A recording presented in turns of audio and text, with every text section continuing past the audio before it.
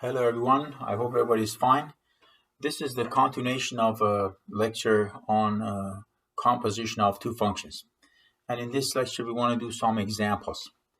We have two square root functions, transformed square root functions.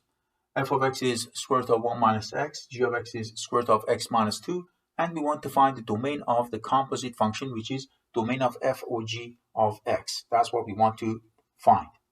So we remember about the definition. We're going to say the domain of f or g of x is values like x belonging to the domain of g such that g of x belongs to the domain of f. That was the definition. Now, what is the domain of f to begin with? We know that 1 minus x must be positive. So that means that x has to be less than or equal to 1. And in terms of interval notation, we can write it as negative infinity up to 1 inclusive. And with regards to the domain of g, we can say domain of g is the set of numbers where the radicand is positive, meaning that x minus 2 is positive or 0. And that means that x is greater than or equal to 2. In terms of interval notation, it would be 2 comma positive infinity. That's the domain of g.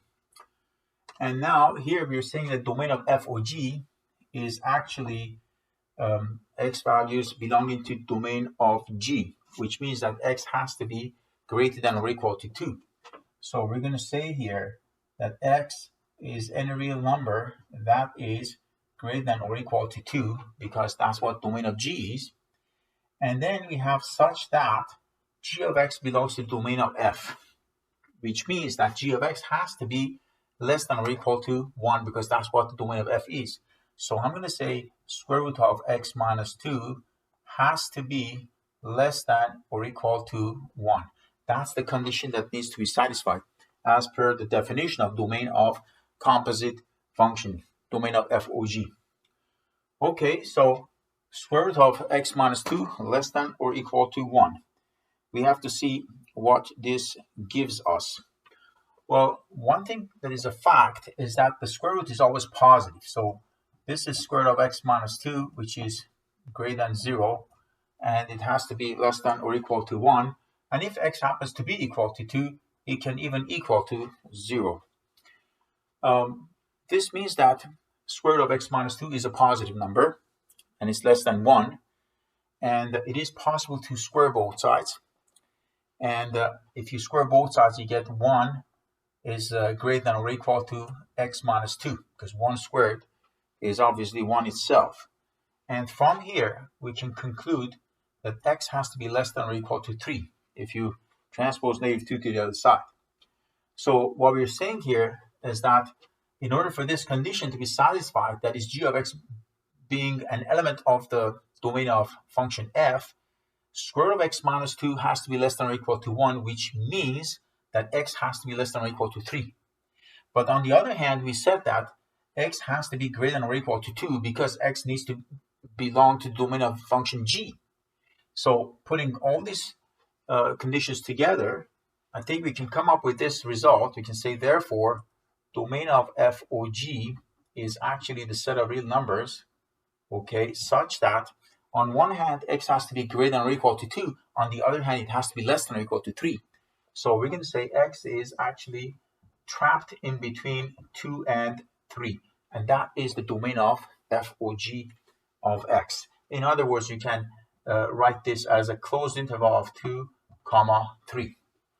So that's how we find domain of composite function. We start with the definition, and little by little we start working on different parts. This is another question. We have an inverse cosine function, and then we have common logarithm function, and we want to find the domain of course, f or g of x. That's what we need to find. Okay, so we are going to say, what is domain of f? Domain of inverse cosine is the range of the cosine function. So it has to be between -1 and 1. This closed interval -1 and 1 is the range of the cosine function or even sine function as a sinusoidal function. And because inverse cosine of x and cosine of x are two inverse functions, well, domain of one is the range of the other one and vice versa. And with regards to g of x, domain of g is very clear. It is from 0 to positive infinity because logarithm of negative numbers and 0 is undefined, and only logarithm of positive numbers is defined. So these are the domains of these two. But we're trying to find domain of f of g using the same definition. So we should say we're looking for x values belonging to the domain of g, which means that x has to be greater than 0. So any real number that is greater than 0 is okay. But then such that, according to the definition, g of x has to belong to domain of f, which means that logarithm of x, which is g of x, has to belong to the domain of f. And domain of f is just this restricted domain between -1 and 1. So it means that log of x actually has to be trapped in between -1 and 1. So this is the condition we need to follow. Log of x must be between -1 and 1. So if that is the case, well, we can say that -1 is actually log of 0.1. Common logarithm of 0.1 is -1. And we can also say that 1 is log of 10, base 10. Common logarithm of 10 is 1. So we can say that log of x is between log of 0.1 and log of 10, which itself would mean that x is basically between 10 and 0.1 itself. And here we mentioned that x has to be positive, which is already satisfied. So making long story short, we're going to say domain of f of g is actually all real numbers such that they are positive, but not only they're positive, they are trapped in between 0.1 and 10 inclusive. Okay, so this becomes the domain of f of g, and automatically x is positive if it is trapped in between 0.1 and 10. So that's another example of how we find the domain of the composite function. This next exercise, it says g of x is x plus 1 over x. This time f of g is given, so we don't want to find it, but we want to work backwards and find f of x. So we're trying to find what was that function f, such that given g of x as x plus 1 over x, f of g of x becomes x squared plus 1 over x squared plus 4. So for this one, I think we may start by the f of g equation. And you may notice that x squared plus 1 over x squared is sort of the square of g of x. Let's see what is x plus 1 over x all squared equal to. Okay, let's see. That is x squared plus 1 over x squared plus 2 times x times 1 over x. So if I subtract 2, okay, then this combination would be actually x squared plus 1 over x squared. But then we have plus 4, so I put plus 4. And if I simplify, I get x plus 1 over x all squared plus 2, actually. This is what I end up with. Okay, so now we are trying to find f of x itself. So we're going to say that f of g of x is actually expressed in terms of g of x like this. So this is basically g of x, which is squared, okay, and then plus 2, okay. F of g of x was x squared plus 1 over x squared plus 4. So what we did, we started with x plus 1 over x, we squared that. So we got x squared plus 1 over x squared plus 2 times x times 1 over x. And that was plus 2. Okay?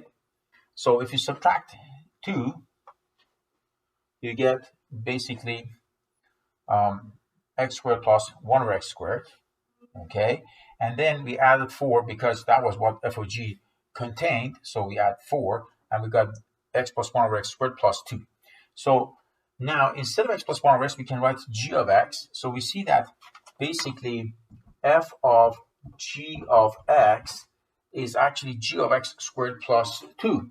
So if I call this g of x, let's say y, then this would also be y. In other words, y squared plus 2 would equal to f of y. And that means that f of x is actually x squared plus 2. So we did find the value of x because we're not picky about the letter. You can choose any letter you want. You can put y or x or any letter you want. But what we showed was that f of g of x is equal to g of x all squared plus 2, which means that f at y or any letter would be y squared or any letter squared plus 2. In other words, f of x is equal to x squared plus 2. And that's what we got. Now let's see if it is going to work if we do backward. If we find f of g of x, that would be f of g of x. So that is f of x plus 1 over x. Then we're going to plug in x plus 1 over x squared, okay? And then plus 2.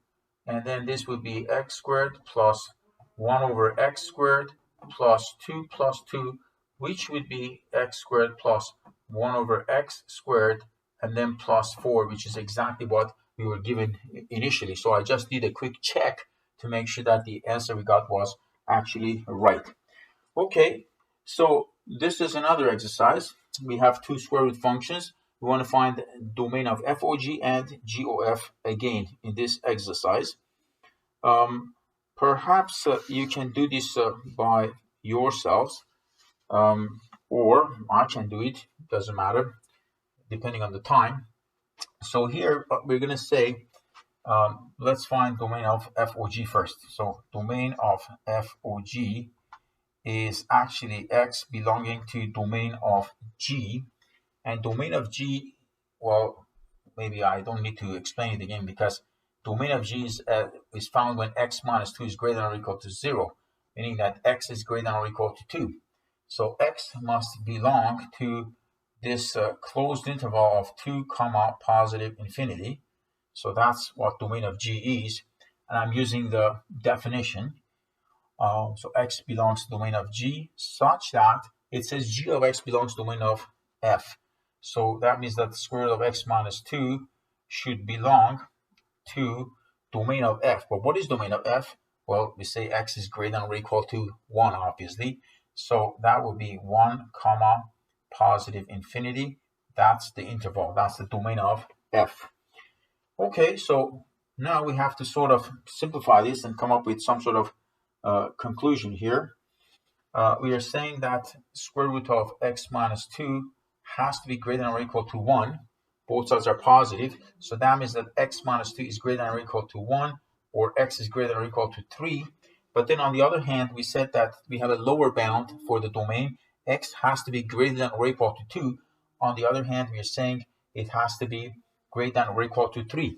So when you put these two together, when you put this condition with that condition together, we see that domain of f of g becomes the interval, closed interval of 3 to positive infinity. So this is the domain of f of g because of an obvious reason that both of these conditions need to be satisfied. X has to be greater than or equal to 3. That's the conclusion from the fact that square root of x minus 2 had to belong to domain of f. And then on the other hand, x had to belong to domain of g, which means that x had to be greater than or equal to 2 to begin with. So this is the domain of f of g.